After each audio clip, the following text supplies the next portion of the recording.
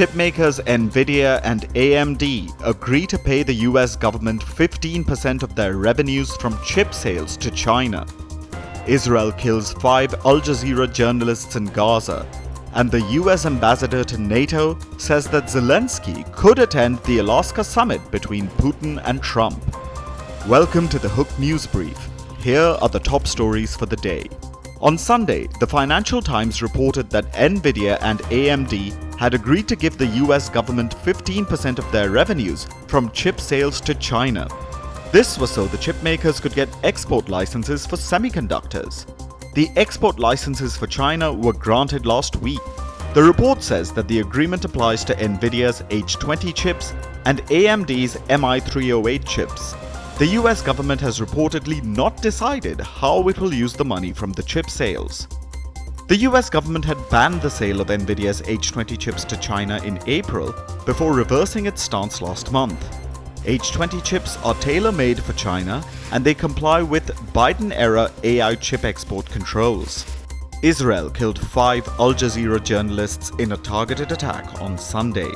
The victims include 28-year-old Anas al-Sharif. Al-Sharif had over 500,000 followers on Twitter and was known for providing frontline coverage of the war and the starvation in Gaza.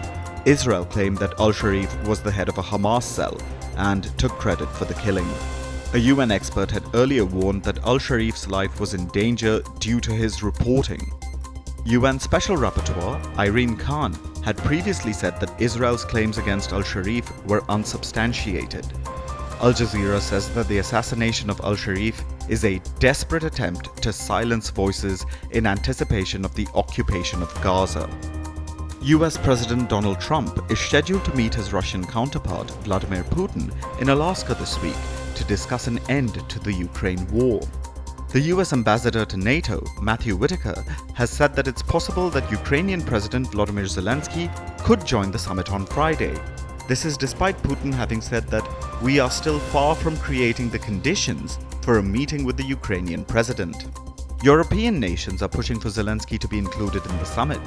German Chancellor Friedrich Merz has said that neither Europe nor Ukraine would accept any deal reached between Russia and the US over the heads of Europeans and Ukrainians. That's it for today's morning news brief.